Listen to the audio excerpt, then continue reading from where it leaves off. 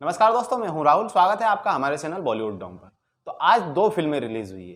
पहली है the Kashmir files और दूसरी है राधे श्याम। बॉलीवुड में वैसे तो कई तरह की फिल्में बनती है, पर आज जो दो फिल्में रिलीज हुई है वो दोनों अलग अलग तरह की है, अलग अलग कॉन्सेप्ट की है।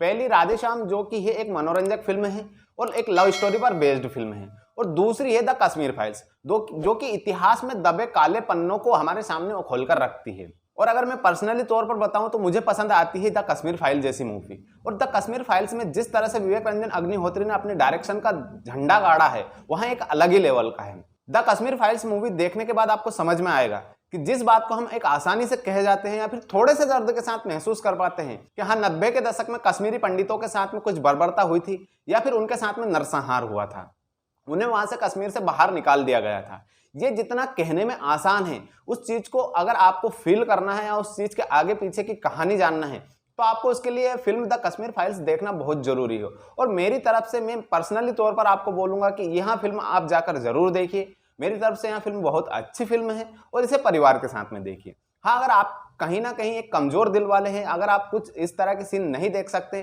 तो कुछ सीन्स ऐसे हैं जहां पर आपको आंखें बंद करना पड़ सकती है, लेकिन फिर भी मैं आपको सजेस्ट करूंगा कि ये मूवी आप जरूर देखिएगा। जिस तरह से मूवी में दिखाया गया है कि 90 के दशक में कश्मीरी पंडितों के साथ में जो बर्बरता हुई है, उसके पीछे जिस तरह से राजनीतिक दल थे, जिस तरह से कुछ राजनीतिक कमजोरियां थी, जिसकी वजह से आज तक की वो मुद्दा सुलझ नहीं पाया, आज तक की उस चीज की गहराई तक कोई पहुंच नहीं पाया। लेकिन जिस तरह से विवेक रंजन अग्निहोत्री ने इतिहास के उन पन्नों के साथ में अपना गठजोड़ बिठाया है, उन चीजों को हमारे सामने पर्दे पर पेश किया है, वहां देखने के बाद हर कोई भावुक हो जाएगा। यह फिल्म देखने के बाद आपको कश्मीरी पंडितों के दर्द का एहसास होगा कि वहां किस दर्द से गुजरे होंगे। तो चलिए जानते हैं कि क्या है इस फिल्म में, क्यों आपको ये फिल्म देखना चाहिए और किस हद तक विवेक रंजन अग्निहोत्री इस फिल्म को बनाने में कामयाब हो पाए हैं। अनुपम खेर और मिथुन चक्रवर्ती की फिल्म द कश्मीर फाइल्स शुक्रवार यानी कि आज सिनेमाघरों में दस्तक दे चुकी है। कश्मीरी पंडितों की सच्ची त्रासदी पर आधारित ये फिल्म आपको हिलाकर रख देगी। 90 का वो भयावह दौर जब कश्मीरी पंडितों को अपने ही घरों को छोड़ने पर मजबूर कर दिया गया था। फिल्म यहाँ भी बताती है कि वो सिर्फ एक पलायन ही नहीं बल्कि नरसंहार था। डायरेक्टर विवेक रंजन अग्निहोत्री की इस फिल्म में अनुच्छेद 370 से लेकर कश्मीर के इतिहास और पौराणिक कथाओं पर भी बात की गई है। इस फिल्म में इस बात का जिक्र प्रमुखता से किया गया है कि कैसे राजनीतिक कारणों से कश्मीरी पंडितों के नरसंहार को सालों तक दबाकर रखा गया।